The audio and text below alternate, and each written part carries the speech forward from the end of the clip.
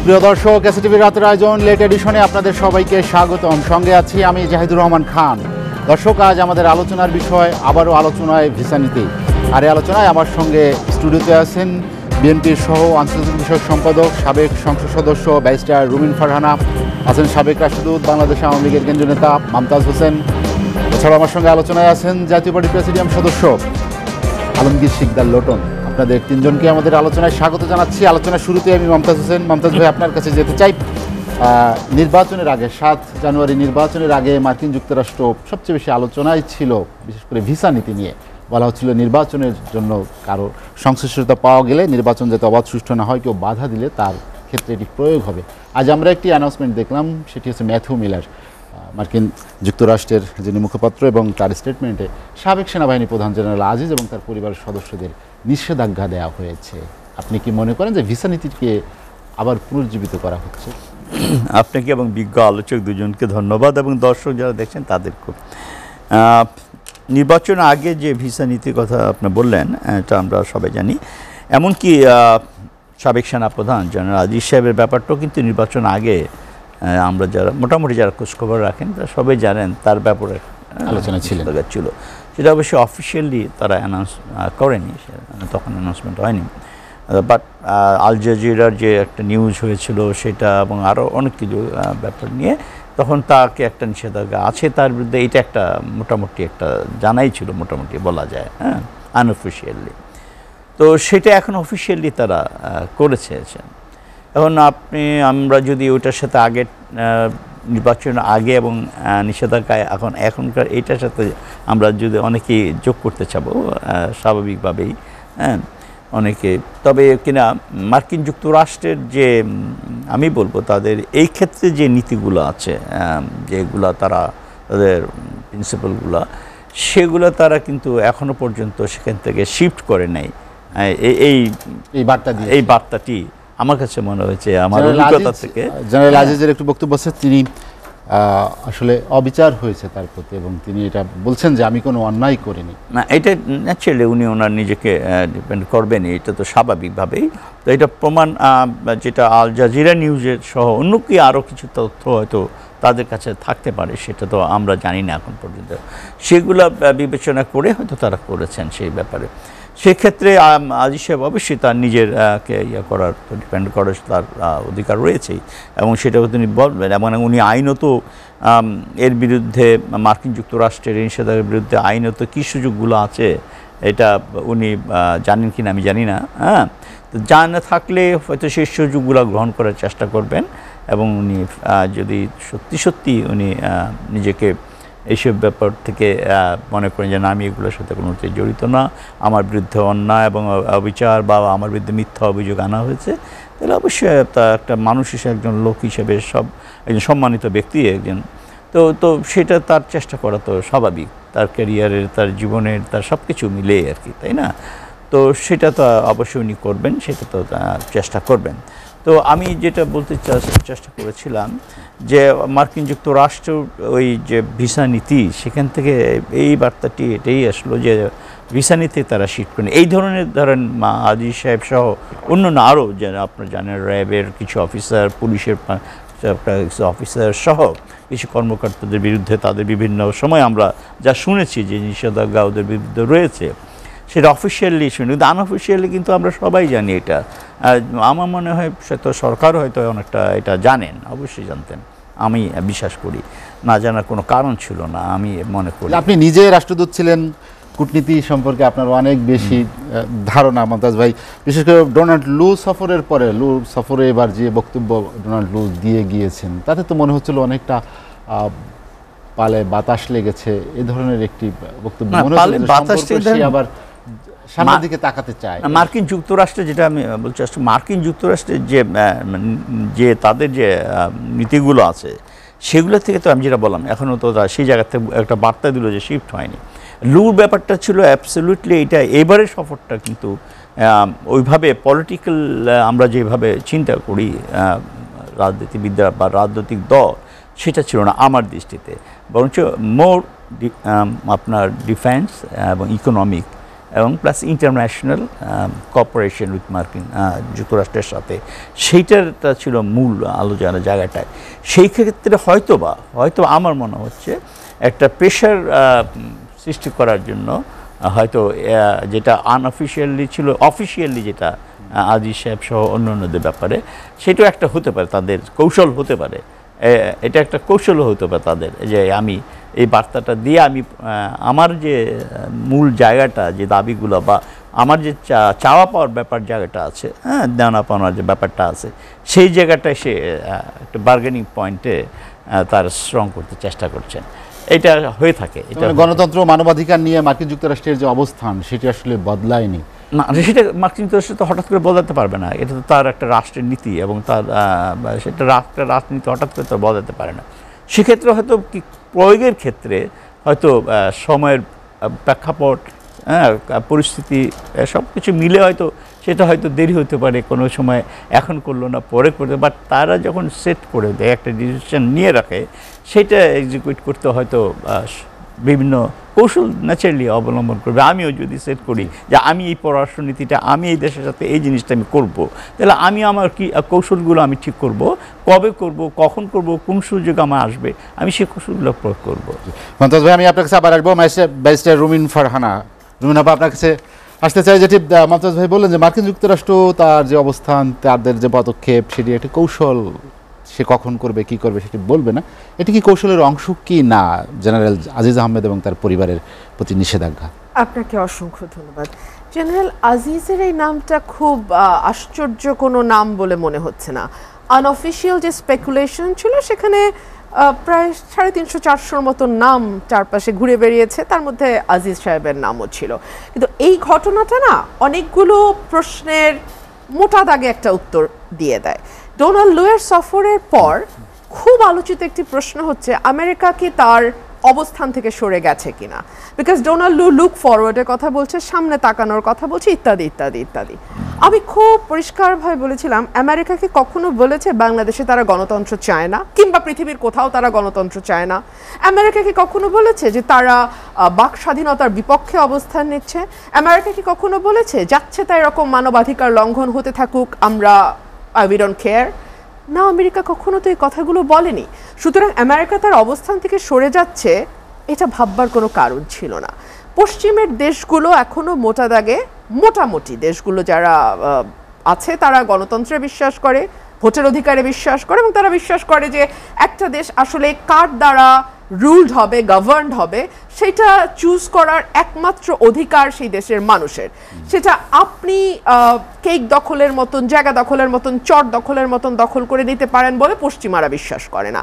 তারা বিশ্বাস করে ফ্রিডম অফ স্পিচে, আপনি আপনার যে অভিমত, আপনার যে মতাদর্শ, আপনার যে চিন্তা, সেটা আপনি দ্বিধাহীন চিত্তে ভয়হীনভাবে প্রকাশ করতে পারেন।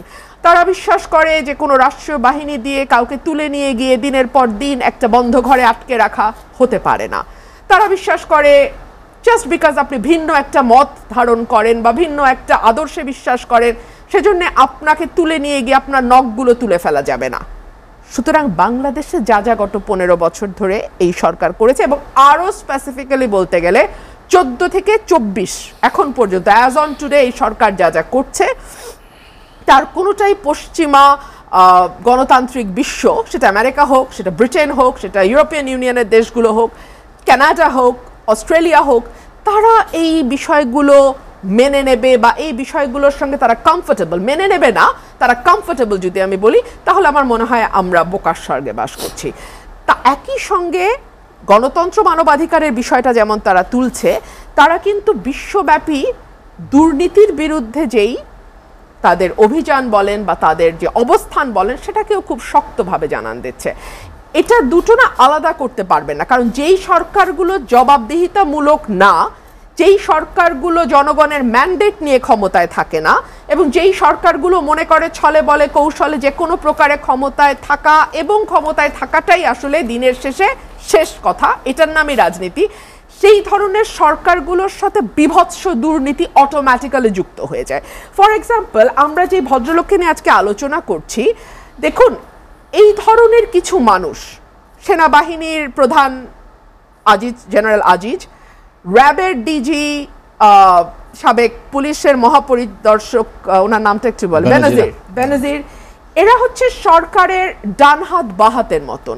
ওনাদেরকে দিয়ে সরকার ক্ষমতা রাখেন, ক্ষমতায় থাকেন, এবং একই সঙ্গে আমরা এস আলমের নাম বলতে পারি ব্যবসা সেক্টরে, বেক্সিমকোর সালমান এফ রহমানের নাম বলতে পারি, এই বসুন্ধরার নাম বলতে পারি, বড় বড় জায়েন্ট যে কোম্পানিগুলো তাদের নাম বলতে পারি।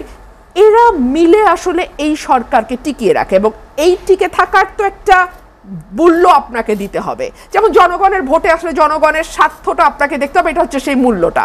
ওই স্বার্থ দেখার জন্য আপনাকে অনেক কিছু হিসাব নিকাশ করে পা ফেলতে হবে, চলতে হবে, আইন কানুন ঠিক রাখতে হবে, আদালতকে নিরপেক্ষ রাখতে হবে, মানে মিডিয়াকে ফ্রি রাখতে হবে, মিডিয়াকে কথা বলার মত প্রকাশের সুযোগ দিতে হবে।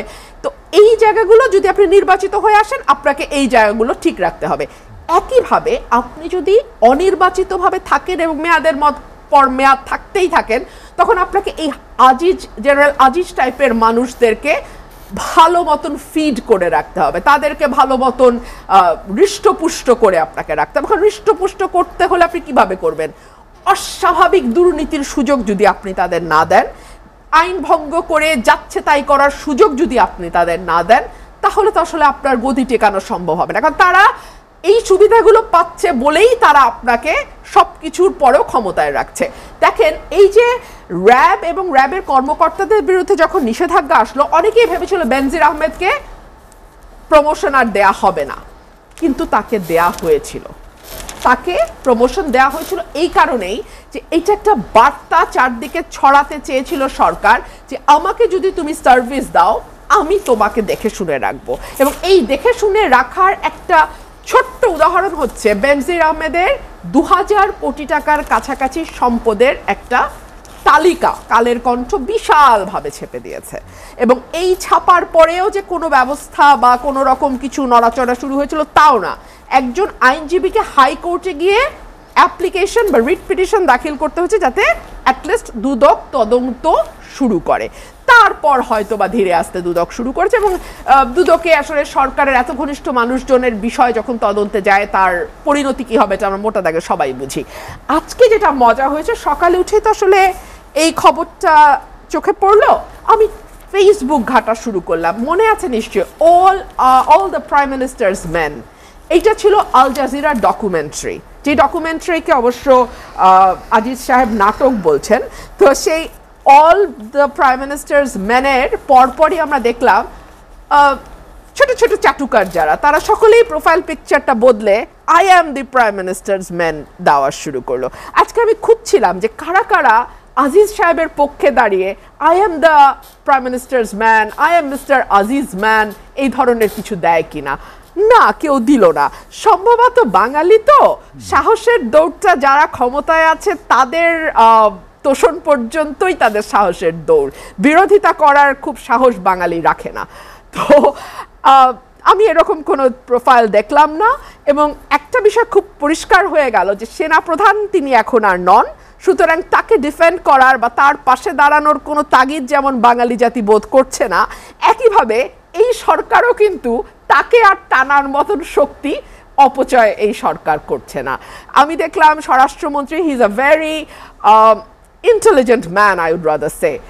উনি ওনার পূর্ববর্তী মন্ত্রী, স্বরাষ্ট্র মন্ত্রণালয়ের দায়িত্বে যারা সময় সময় কাজ করেছেন তাদের পরিণতি দেখেছেন, এবং এই পরিণতি দেখে তিনি খুবই পরিণত মানুষে পরিণত হয়েছেন। তিনি ভুলেও মুখ বেশি খোলেন না। তিনি বলেছেন আমি এই বিষয় সম্বন্ধে কিছু জানি না, একটা বিবৃতি দেখেছি, আমি ওটা না জেনে বলতে পারবো না। মানে he didn't make any comment. But as usual আমাদের নতুন পররাষ্ট্রমন্ত্রী, উনি প্রচুর কথা বলেন, কথা বলতে ভালোবাসেন, সম্ভবত উনি মিডিয়াতে নিজেকে দেখতেও খুব পছন্দ করেন, এবং সে কারণে তিনি অতিরিক্ত কথা বলেন। উনি বলেছেন না, এটা তো আমরা আগেই জানতাম, কিন্তু ভিসা নীতির আওতায় এটা আসে নাই। কোন নীতির আওতায় আসছে ডাজন্ট ম্যাটার।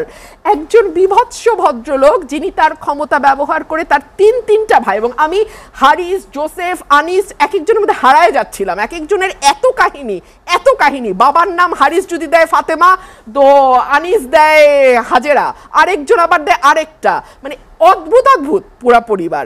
সেই পরিবারের তিনটা ডিফারেন্ট পার্মানেন্ট ঠিকানা, তিনটা ডিফারেন্ট টেম্পোরারি ঠিকানা, 3টা ডিফারেন্ট মায়ের নাম, 3টা ডিফারেন্ট বাবার নাম দিয়ে পাসপোর্ট বানাইছে। আজিজ সাহেব কিচ্ছু জানেন না। তো এই ভদ্রলোককে ডিফেন্ড করার জন্য এখন দেখা গেল সরকারের পক্ষেও আর কেউ নাই। শেষমেশ ওবায়দুল কাদের সাহেব তো মুখ খুলছে লাস্ট, উনি মুখটা খুলে আসলে খেলা পুরা জমেই না।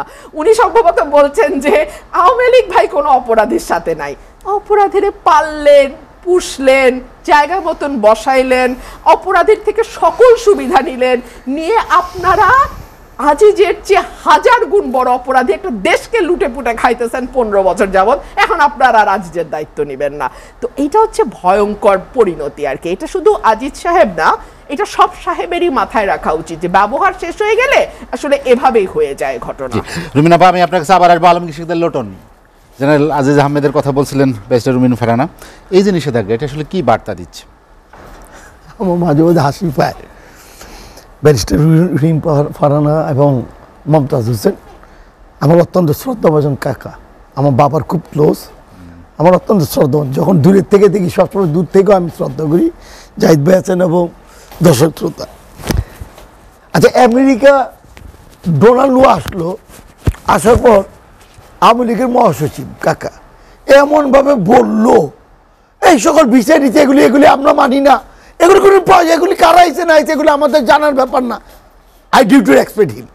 বাট উনি যখন বলতেছিল, আমি যখন টিভিতে দেখতেছিলাম, আমি বলতেছি কি উনি, কারণ আমেরিকা তার পররাষ্ট্র নীতি কিন্তু কোন সরকার আসতো না গেল, তার পররাষ্ট্র নীতি কিন্তু সে পরিবর্তন করে না, তার পররাষ্ট্র নীতি কিন্তু পরিবর্তন করে। ভারতও তাই, বাংলাদেশও তাই। হ্যাঁ, আমি মনে করি পররাষ্ট্র নীতি কিন্তু খুব টাফ।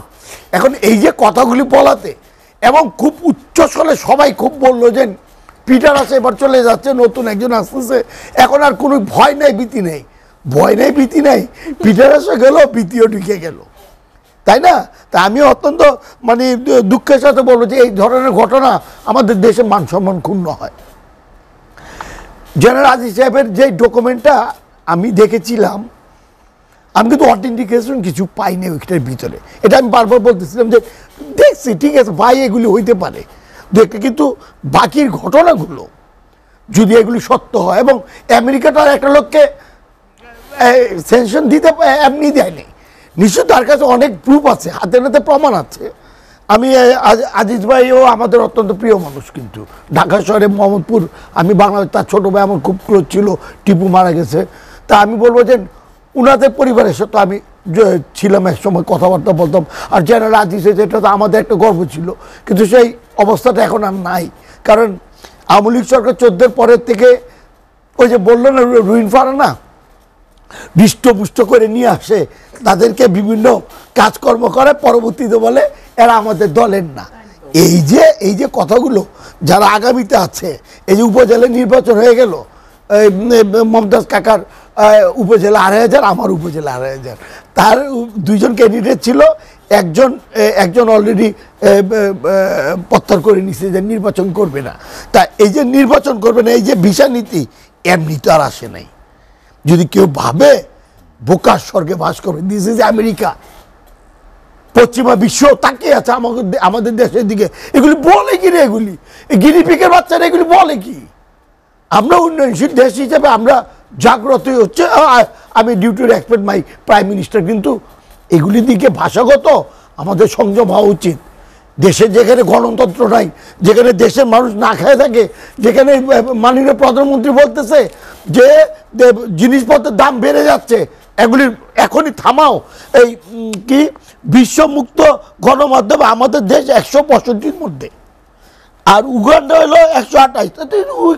ওরা দিয়ে আমাদের করতে ভালো, ওরা আমাদের থেকে ভালো। কাকে বুঝতে পারছেন অবস্থা কথা? কারণ বাংলাদেশের এই যে পিছিয়ে আছে 165, এটা কিন্তু আমার জন্য কোনো প্রেস্টিজিয়াস ব্যাপার। এটা আমি তো আমার, কারণ আমি তো এই দেশের নাগরিক। আমার বাবা এই দেশে মুক্তিযুদ্ধ ছিল, আমার বাবার প্রতি আমার রেসপেক্ট, আমার জাতির প্রতি রেসপেক্ট, বঙ্গবন্ধু শেখ মুজিবুর রহমানের প্রতি রেসপেক্ট। দ্যাট নট মিনিং যে আওয়ামী লীগ অপকর্ম করবো আর ওইটাকে আমরা সমর্থন দিব না, এটা হইতে পারে না। জাতীয় পার্টি 26টা দিলেন, দিয়ে তারপরে দেওয়ার পরে আরম্ভ হয়েছে যে যা দিছে 10টা পাইব। এই যে অগ্রিম বইলে ভালো 10টা পাইব, ওই ভিসা নীতিও তো এরকম চলে আসবে। তা এই 10টার মধ্যে একটা আল্লাহ ভাই একটা পাইছি আমরা, একটা বেশি। Thank you Awami League. আওয়ামী লীগের নেতা করে থ্যাংক ইউ জানাই যে একটা বেশি পাইছি। গতকাল জিএম কাদের সাথে দেখা করছি, ওই উপজেলা নির্বাচন অনেকে আসছে, ওদেরকে ওর সাথে কথা বলতে চাচ্ছিল না, জানি কি কথা বলবো, ভোট তো টাকা দিয়ে করে নিয়ে নিবে। আমার মাননীয় চেয়ারম্যান গোলাম মোহাম্মদ কাদের এই কথা বলছে যে এটা কি নির্বাচন, দিস ইজ কল নির্বাচন, এভাবে কি দেশের মানুষ নির্বাচনে যায়? জাতীয় পার্টি কিছু কিছু জায়গা বাধ্য হয়ে গেছে, কিন্তু নর্থ বেঙ্গলে নিজেদের অস্তিত্ব টিকানোর জন্য অনেকে বিএনপি থেকে গেছে না, বিএনপি হয়তো তাদেরকে বহিষ্কার করছে, কিন্তু উপায় নেই, বিকজ তার আধিপত্য, এলাকার আধিপত্যকে টিকে রাখা যায়। এটা তো পার্লামেন্ট নির্বাচন না, এটা স্থানীয় সরকার নির্বাচন। সেই সকল উপজেলা নির্বাচন, ভাইস প্রেসিডেন্ট, চেয়ারম্যান, মহিলাদের ভাইস চেয়ারম্যান নির্বাচনে, এগুলো হলো এলাকার আধিপত্যের ব্যাপার। সেই আধিপত্যকে ধরে রাখতে গেলে দেখা যায় যে এই সকল নির্বাচনে সবাই অংশগ্রহণ করতে চায়। এই সুযোগটি আওয়ামী লীগ নিয়েছে, এবার নৌকা দিল না, নৌকা দেয় না, এবার তরা লাগ যেটা ওইটি আমাকে ডাইনে তো আমাকে বাহাত্তর তো আমাকে মাননীয় প্রধানমন্ত্রী বলছে না যে ডাইনো তো আমার, বাহ তো আমার, কারে বাদ দিব, তো কত তো সত্য। এখন যারা আসবো আবার আমার এটাও ভালো লাগে, দেখবেন সবগুলি বিএনপি আওয়ামী লীগ হয়ে গেছে। হ্যাঁ, ওই যে বললো না I am the prime minister, যে বলছে না I am the prime minister man, হ্যাঁ, এখন আর কেউ দেয় না, ওগুলির খুঁজে আনা দরকার। এই সকল লোক যারা আছে সারা যে দলই থাকুক, দলকে ধ্বংস করে। আজকে একটা মানুষ, এই দেশে মানুষ নাই, 5 ওয়াক্ত নামাজ পড়ে, 5 ওয়াক্ত নামাজ পড়ে আল্লাহর রেখে ডাকার পর ওই ফেসবুকে দেখি বলে দেন আইসি, তারপর দুর্নীতি করে। এটা একটা দেশ, এভাবে একটা দেশ চলবো? কারণ কেন হয়েছে জানেন? যেখানে ডেমোক্রেসি নাই, যেখানে মানব অধিকার নাই। ওই যে আমেরিকার কথা বলছে যে আমরা আমেরিকার মতো স্টাইলে এবার ধরবো, ধরেন না, গুম তো করবেন না, ধরেন না, এবং ইলেকট্রিক শক্ত দিবেন না, আপনি তো গুম করে ফেলাইবেন, আপনি তো নখ উঠে ফেলাবেন, দুটো পিটিয়ে দিছে, ঢুকাই দিতে গেলে, এবং 10 জন ঢুকতেছে, 10 জনই সময় মতন বেরোবো। এরা তো 10 জন ঢুকে পর 5 জন খুঁজেই পাওয়া যাবো না। তাহলে আপনি আবার বলতেছেন যে আমেরিকার মতন আমরা কিন্তু এবার গণতন্ত্র দেখাবো। এবার গাজায় যে এরকম ঘটনা করছে, এরকম ঘটনা যারা প্রতিবাদ করবো, এরকম ঘটনা আমরা দেখাই দেবো। কি দেখাইবো? গায়েব করে দিতে পারবো? আমেরিকা তো গায়েব করবে না, এরা তো গায়েব করে দিবে। তাহলে এদের সাথে আমাদের কম্পেয়ার করে লাভ কি? জি, আলমগীর শিকদার লোটন বললেন নির্বাচন, উপজেলা নির্বাচনের কথা বলেছেন। এই যে ভিসা নীতি, এটি তো নির্বাচনকে সুষ্ঠু, অবাধ, শান্তিপূর্ণ করার জন্য হয়েছে, কিন্তু নির্বাচন নিয়ে আগ্রহ নাই। নির্বাচন অনেকটা তার চেয়ারম্যানের উদ্ধৃতি দিয়ে বলছেন যে এই ভোট হচ্ছে কিনা, এই ভোট আগেই পূর্ব নির্ধারিত কিনা, আপনি কি বলবেন?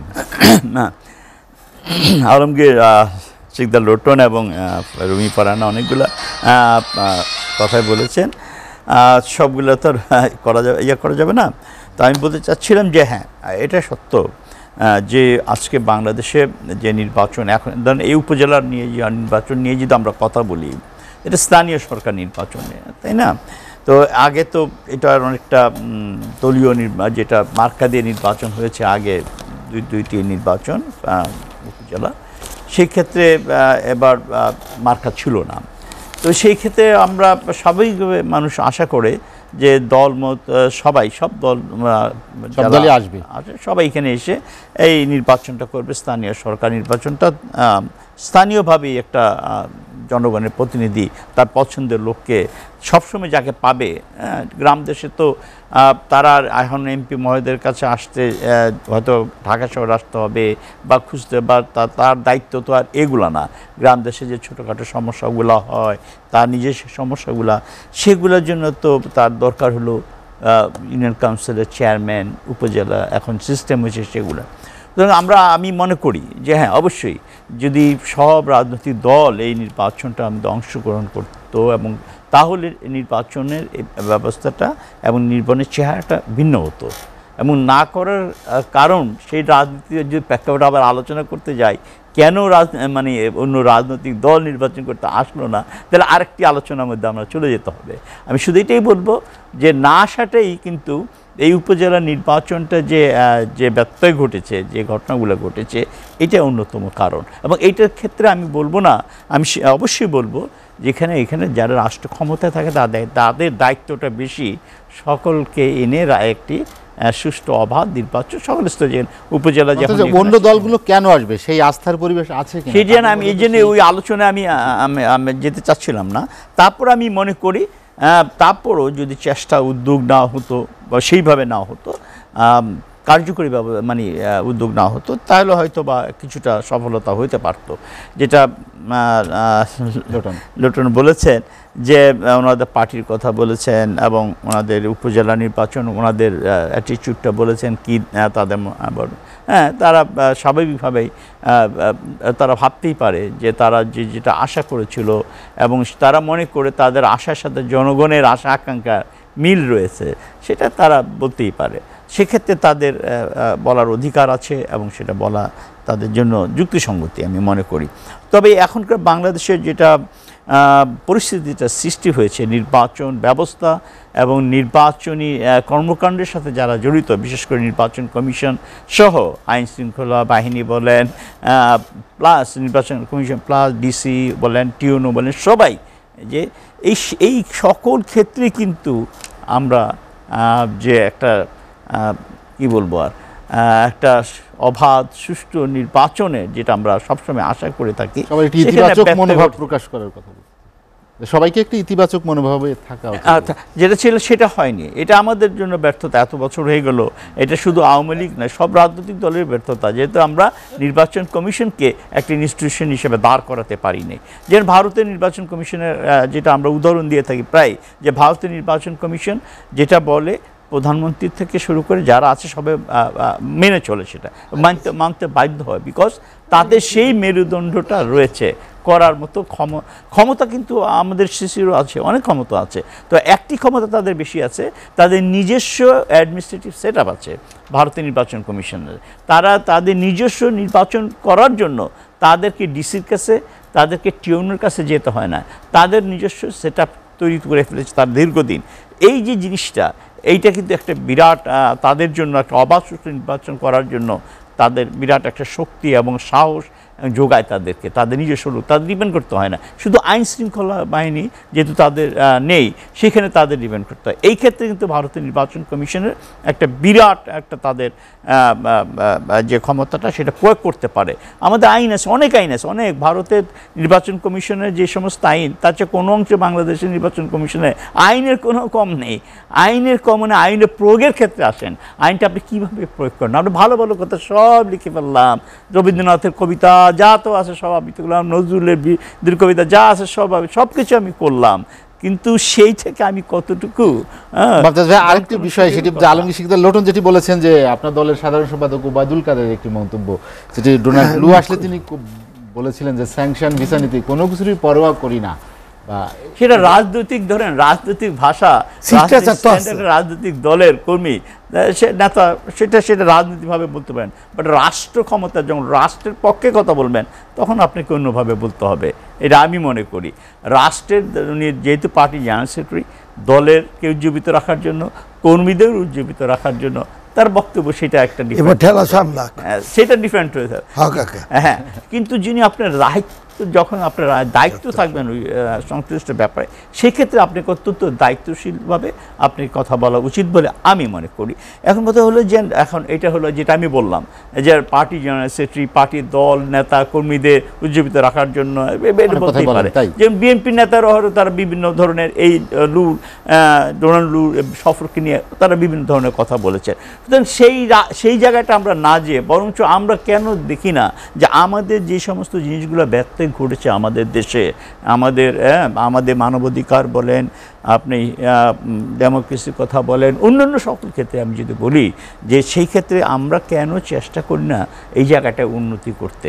এবং আমি বিশ্বাস করি যদি আপনি, হ্যাঁ এখন মার্কিন যুক্তরাষ্ট্র অবশ্যই সকল দেশ, মার্কিন যুক্তরাষ্ট্র না, যেহেতু মার্কিন যুক্তরাষ্ট্র পৃথিবীর সবচেয়ে বেশি শক্তিশালী এবং প্রতাপশালী দেশ, সেই ক্ষেত্রে তার জায়গাটায় যদি আমি তাকে মনে করি যে আমার প্রতিপক্ষ মার্কিন যুক্তরাষ্ট্র, আমি যদি মনে করি আমার প্রতিপক্ষ আমেরিকা, আমি শেষ করে দিচ্ছি, তাহলে তো কিন্তু আমি বোকার স্বর্গে বাস করছি।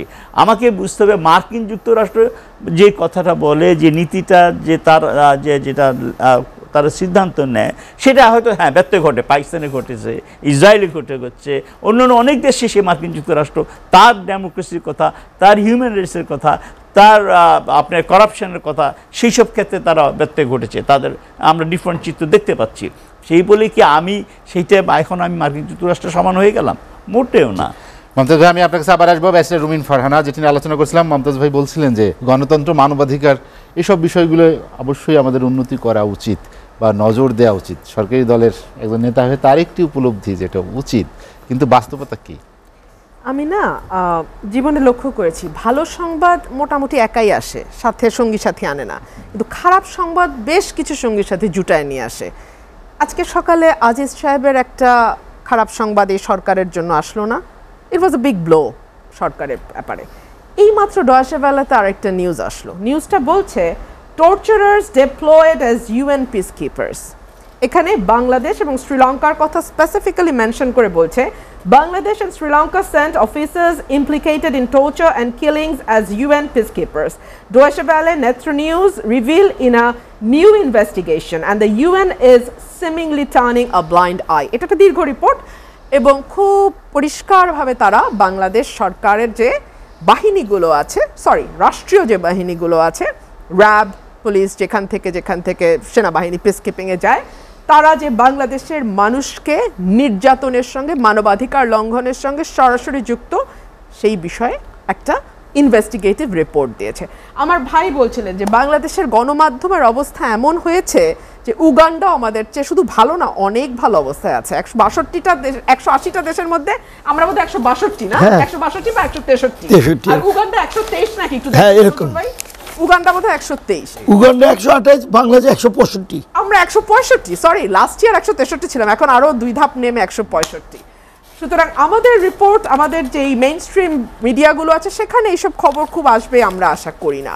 ওই আমাদের ভিপিএন টিপিএন দিয়ে নেত্র নিউজে চোখ রাখতে হয়, বাংলা আউটলুকে চোখ রাখতে হয়, বিদেশি গণমাধ্যমগুলো সাবস্ক্রাইব করতে হয়, তারপরে আমরা এইসব খবরাখবর পাই। তো যাই হোক, এই খবরটিও সরকারের জন্য খুব স্বস্তিদায়ক নয়, এবং যারা বাংলাদেশের মানুষের মানবাধিকার লঙ্ঘনের সঙ্গে সরাসরি যুক্ত, বাংলাদেশের মানুষের পয়সা থেকে যাতে বেতন ভাতা সকল কিছু হয়, তাদের জন্য এটা একটা ওয়েক আপ কল। জনাব আজিজের উপরে ভিসা নিষেধাজ্ঞা, জনাব আগের যে মহাপরিচালক, বারবার তার নাম ভুলে, বেনজিরের উপর যেই নিষেধাজ্ঞা, র্যাবের কর্মকর্তাদের উপর যে নিষেধাজ্ঞা, এবং ইউএন পিসকিপার হিসেবে তাদের নিয়োগের যেই ইনভেস্টিগেটিভ রিপোর্ট আসছে, সেগুলো কোনোটাই কিন্তু স্বস্তির কথা নয়। ভুলে গেলে চলবে না, আল জাজিরাতে ঠিক একটা ডকুমেন্টারি আজিজ সাহেবের উপরে হয়েছিল, যেখানে ইনভেস্টিগেশন করে আজকে যুক্তরাষ্ট্র যে নিষেধাজ্ঞা দিলেন, সেইটার যে দুটো অভিযোগ তার বিরুদ্ধে আনা হয়েছে, দুর্নীতি এবং স্বজনপ্রীতি ইত্যাদি ইত্যাদি, সেই অভিযোগগুলোই কিন্তু উনি নিজেই স্বীকার করছে যে দুটো অভিযোগ, এই দুটো অভিযোগই ওই ডকুমেন্টারিতে ছিল। সুতরাং আজকে ডয়েচে ভেলে যে ডকুমেন্টারি রিপোর্ট দিল এবং তাদের যে ভিডিও, তারা এটা একটা ভিডিও আছে, এটা দুটাই আছে, ভিডিও ভার্সনও আছে, লেখা ভার্সনও আছে। এটার ফল যে আর 1-2 বছরের মধ্যে বা কে জানে হয়তো 6 মাসের মধ্যে ফলবে না, উই ডু নট নো। সুতরাং আমি সকলকেই বলবো যে আপনারা বাংলাদেশের সন্তান, বাংলাদেশের মানুষ আমাদেরই ভাই, আমাদের দেশের মানুষের পয়সাই আপনাদের বেতন ভাতা, পরিবার সম্মানের সাথে জীবনযাপন করেন। সুতরাং আমার দেশের মানুষের বুকে বন্দুক তোলার আগে, সরকারের অবৈধ নির্দেশ পালনের আগে 2 বার আসলে সকলের ভেবে দেখা উচিত। আচ্ছা, আজকের আলোচনায় আসলে প্রধানমন্ত্রীর কথা শোনা না শোনা নিয়েও বোধহয় আলোচনা হয়েছে। এই উপজেলা নির্বাচন নিয়ে কথা এসছে, লোটন ভাই বলছিলেন প্রধানমন্ত্রীর কথা আসলে কে শুনে? একই তো কথা আমিও বলছি, প্রধানমন্ত্রীর কথা আসলে কে শুনছে? কেন আপনি ভুরু কুচকাচ্ছেন? হ্যাঁ, আমি প্রশ্নটা খুব যথার্থভাবে রাখছি এ কারণে যে এই নির্বাচন শুরুর সময়, যখন উপজেলা নির্বাচন শুরু হলো, আপনার নিশ্চয়ই মনে আছে জনাব পলক, আমাদের আইসিটি মিনিস্টার, তার শ্যালক যখন একজনকে ধরে নিয়ে আওয়ামী লীগের এক কন্টেস্ট্যান্টকে প্রার্থীকে ধরে নিয়ে গিয়ে গুম করলেন, পিটালেন, নানান কাহিনী, প্রধানমন্ত্রী বললেন কোনো মন্ত্রী এমপির আত্মীয় প্রার্থী হতে পারবে না। তারপরে আমরা দেখলাম লাইন ধরে মন্ত্রী এমপিদের আত্মীয় প্রার্থী হলেন। এক পর্যায়ে প্রধানমন্ত্রী আত্মীয়তার সংজ্ঞাটি নির্ধারণ করে দিলেন। তিনি বললেন স্বামী সন্তান, এর বাইরে কিন্তু কোনো আত্মীয় নাই। স্ত্রী বা ভাই বোন তারা কিন্তু আত্মীয় না, প্লিজ, বাংলাদেশে স্বামী এবং সন্তান, এর বাইরে কোনো আত্মীয় নাই। দেখা গেল সেখান থেকেও প্রথম দফায় 10 জন স্বামী সন্তান মিলে 10 জন প্রার্থী হয়ে গেল। তো এই যখন অবস্থা, তখন আসলে বাংলাদেশে প্রধানমন্ত্রী যাকে মনে করা হয়, যিনি একজন সকল কিছুর নিয়ন্ত্রণ, তিনি ভারতকে, চায়নাকে, রাশিয়াকে, আমেরিকাকে একেবারে দুহাতে খেলতে পারেন। তিনি বাংলাদেশে যদি বলেন সকাল, তাহলে মধ্যরাত সকাল হয়ে যায়। কিন্তু বিষয়টি বোধহয় তেমন নয়, এবং ওনার দলের সাধারণ সম্পাদক আসলে ওনার কথা চলেই আসে। উনি যখন বারবার গলা ফাটিয়ে সকল কর্মীদেরকে বললেন, নেতাদেরকে বললেন যে আত্মীয় স্বজন হবে না, ফর গড সেক, এটা প্রধানমন্ত্রীর নির্দেশ, দেখা গেল তার আপন ভাই এবং তার ভাগনা দুজনেই প্রার্থী হয়ে গেল। তো যাই হোক, ভাই ভাগনা যেহেতু আত্মীয় সংজ্ঞায় পড়ে না, সেই হিসাবে হয়তো উনি কিছুটা ছাড় পেলেন। কিন্তু আওয়ামী লীগের মোটামুটি 10 জন সন্তান এবং স্বামী স্ত্রী প্রার্থী হয়ে গেছেন। বিষয়টা বলছি এ কারণেই যে যখন আসলে অবৈধ ক্ষমতার ভাগ বাটোয়ারা হতে থাকে, তো ট্রিকল ডাউন করে, উপর থেকে নিচে নামে। মূল ক্ষমতাটা অবৈধ, এরপরে যে এই ক্ষমতাটা ট্রিকল ডাউন করতে করতে করতে করতে বাহিনীর প্রধান, অন্যান্য রাষ্ট্রীয় বাহিনীগুলোর কর্মকর্তা কর্মচারী নিচের দিকে যখন নামতে থাকে, প্রত্যেকেই না তার তার টেরিটরিতে নিজেকে একটা প্রাইম মিনিস্টার ভাবে। এই যে 300 আসন খাবলা খাবলি করে যারা সংসদে গিয়ে বসে গেলেন, তারা কিন্তু তার আসনের প্রধানমন্ত্রী। সেইখানে ওনারা কিন্তু আর কোনো প্রধানমন্ত্রীর নির্দেশ মানার দরকার বলে মনে করেন না। তারা জানেন তারা ওখানে পেশি শক্তি দিয়ে, অর্থ দিয়ে, প্রশাসনকে ম্যানেজ করে হ্যাডাম দেখায়, একেবারে মানে সাদা বাংলা কথা হচ্ছে হ্যাডাম দেখায় ওই চেয়ার সে দখল করছে। সুতরাং এই হ্যাডাম তার নিজের হ্যাডাম, তার নিজের দুর্নীতির টাকা খরচ হয়েছে, তার নিজের মানে ক্যাডার বাহিনী মাঠে যুদ্ধ করছে, সে চর দখলের মতো করে আসন দখল করছে। এখানে তো সে আর কাউকে মানতে রাজি না। তার ভাইপোকে, তার ছেলেকে, তার স্বামীকে, তার স্ত্রীকে সে এখন উপজেলার চেয়ারম্যান বানাবে। কেন? কারণ উপজেলা বা স্থানীয় সরকারে যেই কোটি কোটি টাকার বরাদ্দ হয়, সেখানেও তার শকুনের মতো নজর। নিজের দলের আরেকটা কর্মীকে কিন্তু সে বিশ্বাস করতেছে না যে ওই টাকার ভাগ বাটোয়ারা তার পকেটেও নিশ্চিন্তে নির্বিঘ্নে কাকপক্ষীটিও না জেনে তার পকেটে আসবে, এটা সে বিশ্বাস করতে পারতেছে না। এই জন্য তার ঘরের লোককে তার প্রার্থী করতে হয়। রুমিন ফারহান, আমি আপনার কাছে আবার আসবো আলমগীর শিকদার লোটনীতি। রুমিন আপা বললেন যে মন্ত্রী এমপি তাদের স্বজনরা প্রার্থী হচ্ছেন, উপজেলায় নির্বাচন করছেন, এর কারণও তিনি ব্যাখ্যা করলেন যে কেন, সবই যদি মন্ত্রী এমপিদের লাগে, সাধারণ কর্মীরা কি? আবার সাধারণ আবার আসছে নাকি বাংলাদেশে? ও ওই তো আমলিকে গোটা গজে 22 পরিবারের মতন কয়েকজন হয়ে গেছে, এখন আর এটা লাগবে না। যেখানে নির্বাচন কমিশন কাজী হাবিবুর রহমান, আমি ডিউ টু রেসপেক্ট হিম, গত প্রথম ধাপের নির্বাচন উনি একটা কথা বলছে, মানুষ ধান তুলতেছে তো এই কারণে ভোট কেন্দ্রে মানুষ নাই। আমি না হাসতে, এখন একা একা টিভিতে একা একা দেখি আর হাসি। গতকালকে দেখলাম আলমগীর সাহেব একজন নির্বাচনের দায়িত্ব কমিশনার, এই ভদ্রলোক বলছে যোগ্য প্রার্থী নেই, এই কারণে সেখানে মানুষ নাই। আজকে আবার মিস্টার হাবিবুর রহমান বললো যে আউয়াল বললো 30% ভোট কাস্ট হয়েছে। আর তো কি 30% কাস্ট হয়েছে? আবার আলমগীর সাহেব কি বলছে কালকে জানেন? That is not call mandatory, 1% হলে আমাদের আসে যায় না। আমরা এমনই নির্বাচন কমিশন আসছি, আমাদের বেলায় কোনো দুর্নীতি হয়নি। আচ্ছা আচ্ছা, উনারা যে বলে, উনারা লজ্জা পায় না? গাড়ি দিয়ে যখন যায়, পাবলিক যখন তাকায় না, কি পেট থাকে বোধ হয়। ফরগট আমি একা একা চিন্তা করি যে উনাদেরকে লজ্জা লাগে না? ওই বিয়ের অনুষ্ঠানে, আত্মীয়র অনুষ্ঠানে যাওয়ার সময় কি ভিড় দাপটে যায় নাকি চুপচাপ যায়? এটা জানতে ইচ্ছা করে।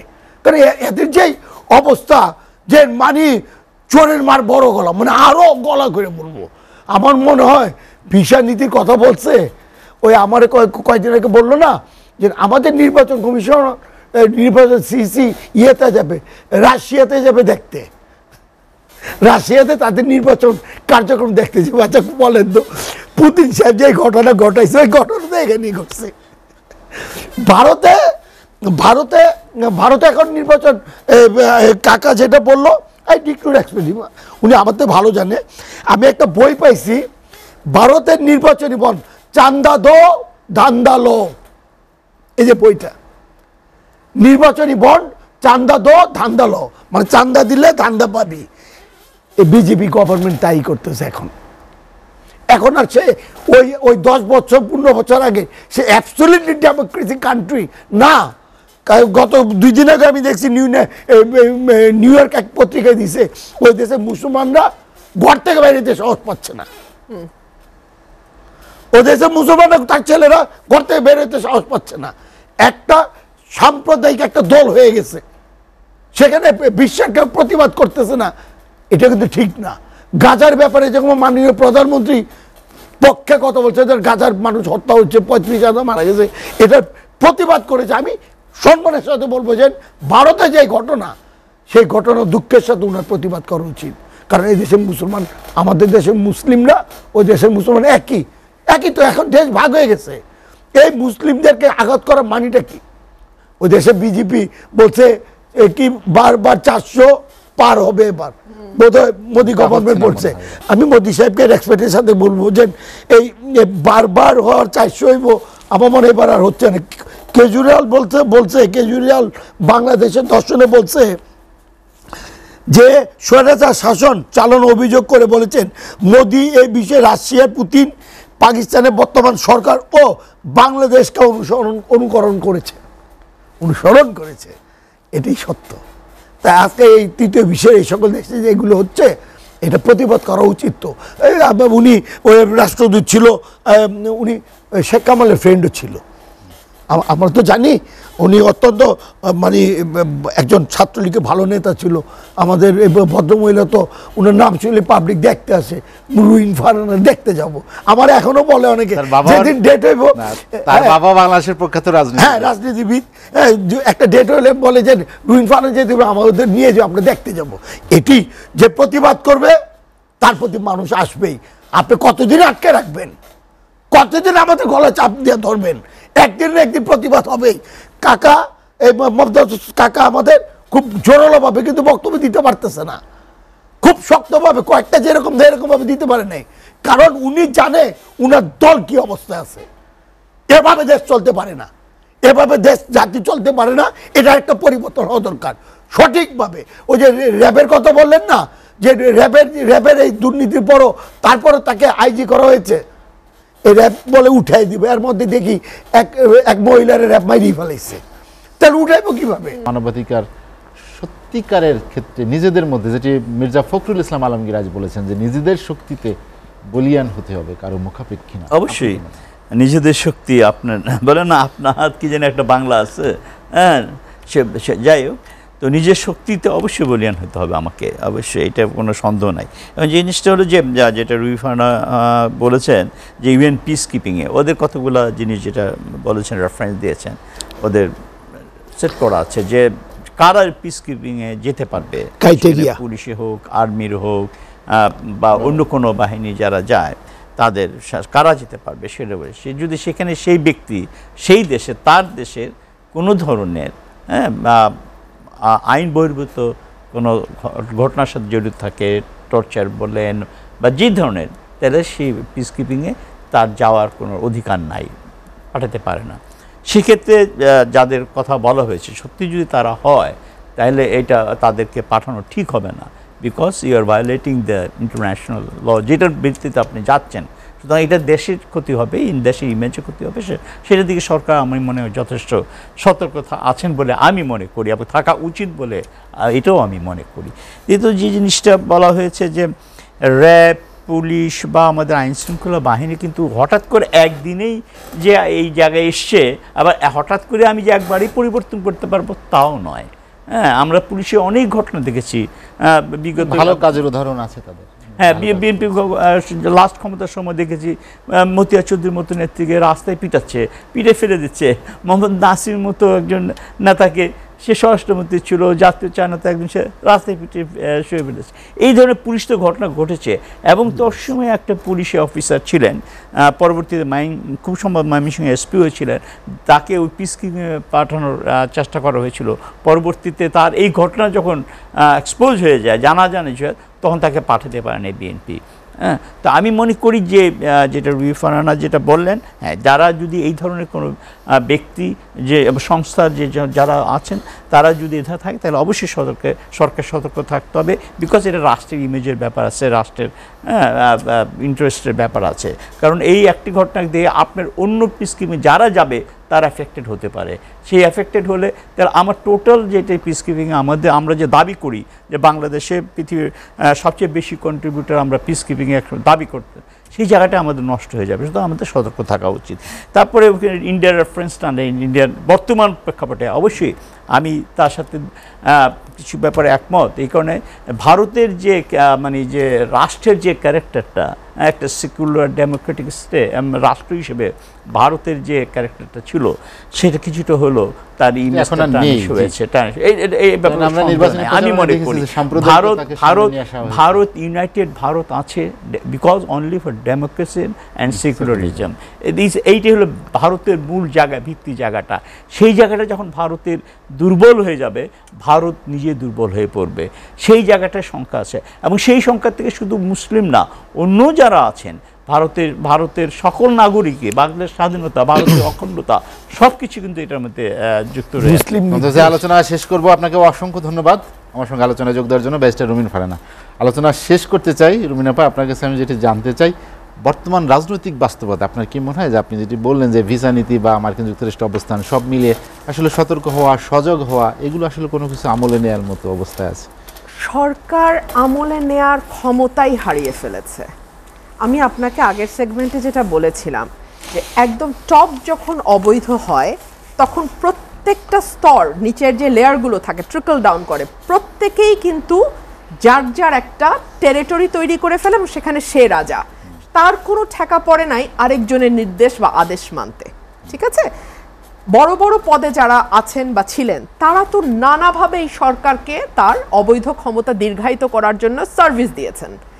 তার বিনিময়ে তারা ব্যাপক দুর্নীতি করেছেন, তারা তাদের জায়গায় ব্যাপক অনিয়ম করেছেন, আইন লঙ্ঘন করেছেন। জুডিশিয়ারি একদম বোবা দর্শকের মতন তাকিয়ে দেখেছে, একটা টু আওয়াজ করার সাহস জুডিশিয়ারি দেখায় নাই। সেই জায়গাগুলো থেকে আসলে প্রত্যেকে যার যার জায়গায় রাজা এবং অবৈধ রাজা। কেউ কাউকে মানাবে, কেউ কাউকে মানবে, এই অবস্থা নাই। সে কারণেই কিন্তু আমি পিসকিপিংয়ে যারা যান, আমি আমার সেই ভাইদেরকে আহ্বান জানিয়েছিলাম যে কোনো অবৈধ সরকারের অবৈধ নির্দেশ পালন কিন্তু আপনার জন্যে এবং আখেরে দেশের জন্য একটা সর্বনাশ বয়ে নিয়ে আসবে। দেখুন, আমরা যখন একটা কিছুদিন আগে আমাদের সাবেক গভর্নর ফরাসউদ্দিন একটা কথা বলেছেন, যদিও ফরাসউদ্দিন সাহেব কিনা অনেক বিতর্ক আছে, তিনি আওয়ামী লীগের নমিনেশন চেয়েছিলেন, নমিনেশন পান নাই, না পেয়ে এখন তিনি গলাবাজি করছেন কিনা এগুলোও অনেক প্রশ্ন চলে আসে। যাই হোক, কিন্তু তিনি একটা কথা বলেছেন যেটা মোটা দাগে পছন্দ হয়েছে সবার। কথাটা হচ্ছে 1000 টাকার যে ঋণ খেলাপি তাকে কোমরে দড়ি বেঁধে ঘোরানো হয়, খাজতে পোড়া হয়, আর 1000 কোটি টাকার যে ঋণ খেলাপি সে থাকে সরকারের সবচেয়ে কাছে। তিনি বলেছেন আব্দুল হাই বাচ্চুর নামের আগে শেখ ছিল না, নতুন করে শেখ যুক্ত হয়েছে। তিনি বলছেন যে বাচ্চুর ব্যাপারে কেন ব্যবস্থা নেওয়া হয় না, বাচ্চুর হাত যে অনেক লম্বা এটা জানি, কিন্তু কার মানে আশীর্বাদে বাচ্চুর হাত এত লম্বা এইটা বলার সাহস আমার নাই, মরিতে চাহি না আমি সুন্দর ভুবনে। তো যাই হোক, এইসব নানান মানে কথাবার্তা দিয়ে তিনি বুঝাইছেন একটা দেশে যখন টোটালিটেরিয়ান একটা সরকার থাকে সর্বগ্রাসী হয়। ব্ল্যাক হোল যেমন সব কিছু তার ভেতরে টেনে নেয়, টোটালিটেরিয়ান সরকারটাও তাই, সব তার পেটের ভিতর চলে যায়। যে কারণে আপনি দেখবেন বাংলাদেশে, ফর গডস সেক, আমি জুডিশিয়ারির সঙ্গে যুক্ত ছিলাম এক সময়, এখন আমি অনেকটাই সরে এসেছি, প্রধান বিচারপতি ছাত্রলীগের সভাপতি সাধারণ সম্পাদকের দুই পাশে নিয়ে ছবি তুলে, এই ছবি ফেসবুকে ভাইরাল হয়। প্রধান বিচারপতি, আমি যখন 2004-এ ব্যারিস্টারি করে প্রথম বাংলাদেশে আসি 20 বছর আগে, তখন তো একটা কোর্টের পিছনে দাঁড়ায় আমাদের হাঁটু কাঁপতো, আমরা যারা নতুন জুনিয়র ব্যারিস্টার হাঁটু কাঁপতো একটা হাইকোর্ট জজের সামনে। সুপ্রিম কোর্টের অ্যাপিলেট ডিভিশনে তো ঠুকিই নাই বহু বছর, এত সম্মান ছিল। ভয়ে যে শুধু না, ভয় তো ছিলই, সাথে সম্মান, রেসপেক্ট। এখন যায় পোলাপান যায়, গিয়ে বসে থাকে, পাত্তাও দেয় না কেউ কাউকে। দেবে কেন? যেই দেশের প্রধান চিফ জাস্টিস মানে ছাত্রলীগদের সাথে ছবি তুলে ভাইরাল করে, যেই দেশের রাষ্ট্রপতি শপথ নেওয়ার পরও তার ফেসবুকে আমি আউট অফ কিউরিওসিটি ঢুকছিলাম, সেইখানে অমুক থানার ছাত্রলীগ, অমুক থানার যুবলীগ তাদেরকে অভিনন্দন জানাচ্ছে, তাদের থেকে অভিনন্দন নিচ্ছে। মানে যেই দেশের রাষ্ট্রপতি, প্রধান বিচারপতি এই মানের, এই মাপের, সেই দেশে তো আসলে সব ভেঙে গেছে। আপনি ওয়েক আপ কলের কথা যে বলেন, কে ওয়েক করবে আর কে আপ হবে, এ তো ভেঙে গেছে, চুরচুর হয়ে গেছে 15 বছরে। প্রশ্ন হচ্ছে যারা পরে আসবে, জনগণের ভোটে আসবেই, এটা আমি মনে প্রাণে বিশ্বাস করি। বাংলাদেশের মানুষ অধিকারের ব্যাপারে সচেতন, একদিন 2 দিন মানে বারবার ঘুঘু তুমি খেয়ে যাও ধান, এইবার ঘুঘু তোমার বধিব পরাণ। এত সোজা না বাংলাদেশের মানুষের মাথায় বছরের পর বছর কাঁঠাল ভাঙা খাওয়া। এবং ইকোনমিক ক্রাইসিস যে ভয়ঙ্কর দিকে গেছে, আমি অর্থনীতিবিদ না, কিন্তু এইটুক বুঝি যে ব্যাংক কর্মকর্তা যখন বলে ব্যাংক খুলি নাই, খুইলাম মাইন খাবো নাকি, তখন বুঝি অবস্থা খারাপ। যখন আমার ড্রাইভার বলে ম্যাডাম 5,000 টাকা তুলতে গেছিলাম এটিএম মেশিন টাকা নাই, তখন বুঝি অবস্থা খারাপ। একেবারে প্রান্তিক লেভেলে নেমে বলতেছি। যখন দেখি একটা ডিম আমার বাসার বুয়া 15 টাকা দিয়ে কিনে নিয়ে আসে আর বলে আপা আপনি যে টাকা দিছেন এক ডজন হবে না, 1 হালি ডিম নিয়ে আসছি, তখন বুঝি অবস্থা কোথায় গেছে। এই সরকার যদি মনে করে এইভাবে তারা চলবে, রিজার্ভ কত 13 বিলিয়ন ডলারের নিচে, 12 পয়েন্ট সামথিং, এটা সরকারের স্বীকার। হ্যাঁ স্বীকার। আর চুরি যে গেছে ওটা যদি ধরেন, চুরি গেছে জানলাম কেমনে, জানলাম কিভাবে চুরি গেছে, সেটাও একটা বিদেশি গণমাধ্যমে আসলো, এই ভারতীয় কি জানি নর্থ ইস্ট নিউজে জানলাম। আচ্ছা, এটা অনেকে প্রশ্ন তুলতে পারে, নর্থ ইস্ট নিউজ তো নানান রকম নিউজ ছাপায়, অতীতে আমরা দেখেছি ভুলভাল খবর আসছে। ভুলভাল খবরের একটা উদাহরণ দেই। এই ভুলভাল খবরের মধ্যেই বাংলাদেশ ব্যাংক হঠাৎ করে জারি করলো নতুন পরিপত্র, সাংবাদিক ঢুকতে পারবে না। কেন? 1, 2 হইল 2016 সালে আমাদের রিজার্ভ চুরি হয়েছিল এবং তখন 24 দিন বাংলাদেশ সরকার গোপন রাখছে সেই খবর। ফিলিপাইনের এনকোয়ার পত্রিকা বের করার আগ পর্যন্ত বাংলাদেশের কাকপক্ষীটি জানতে পারে নাই রিজার্ভ থেকে 10 কোটি ডলার নাই হয়ে গেছে। তো এই রকম যখন সরকারের চেহারা, এই সরকারের বিশ্বাস করবে কি আপনি আমারে বলেন? রুমিন ফারহানা, আপনাকে অসংখ্য ধন্যবাদ। হাতের সময় নেই, আলোচনা শেষ করব। আলমগীর শিকদার লোটন ভাই, আলোচনা শেষ করতে চাই। রুমিন আপার কথার সূত্র ধরে যে উনি বললো না অর্থনৈতিক অবস্থা, প্লেনে টিকিট কিনতে গেছিলাম তো ঢাকা আমেরিকা থেকে ব্যাংকক থেকে কলকাতা ঢাকা আসবো, বললো এটা কানেক্টিং ফ্লাইট বলি আমরা, যে একটা সাথে একটা লিয়ে আসবো, বললো ভাই দিতে পারবো না, এটা নাই। আপনি ঢাকা থেকে বাংলাদেশে আসবেন, বাংলাদেশ থেকে আবার ব্যাংকক যাবেন, আবার ব্যাক করবেন বাংলাদেশে, তারপর আবার কলকাতায় যাবেন। আপনি কেন এটা হলো কানেক্টিং ফ্লাইট নেই? না, কারণ বাংলাদেশের থেকে আমেরিকা গভর্নমেন্ট বিমানের থেকে 35,000 কোটি টাকা পায়। আমি জানি না সত্য কিনা মিথ্যা কাকা, এটা আমি জানি না।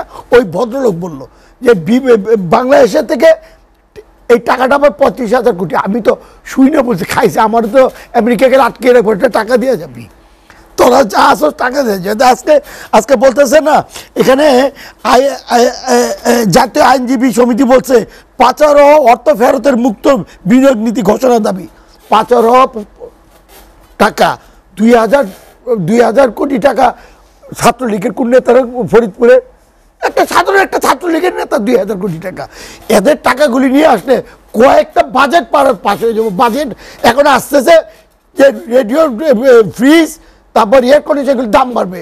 আমি অনুরোধ রাখি যে সরকার যেন ওকে কাগজের বেলায় দাম না বাড়ায়। যেই কাগজ গেল বছর আমরা 1,600 টাকা রিম কিনেছি, 1,100 টাকা রিম কিনেছি, ওই কাগজ 18 থেকে 3,400 টাকা রিম হয়ে গেছে একটা সিন্ডিকেটের মাধ্যমে।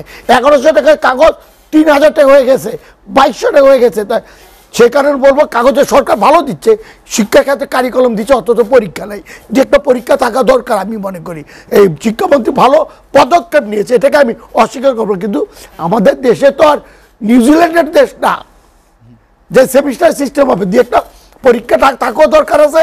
আবার কাগজের দাম যে মূল্য না বাড়ে, আমি টেলিভিশনের মাধ্যমে জানিয়ে দিতে চাই দেশের টাকা দেশে ফিরে আসুক। আলমগীর শিকদার লোটন, আপনাকে অসংখ্য ধন্যবাদ। হাতে সময় নেই, আলোচনা শেষ করব। মমতাজ হোসেন এবং ব্যারিস্টার রুমিন ফারহানা, আপনাদেরকেও অসংখ্য ধন্যবাদ। দর্শক জানিয়ে রাখি, লেট এডিশন পুনঃপ্রচার হয় সকাল 8টায়। আজ এ পর্যন্তই। ভালো থাকুন, সুস্থ থাকুন, এসিটিভির সঙ্গে।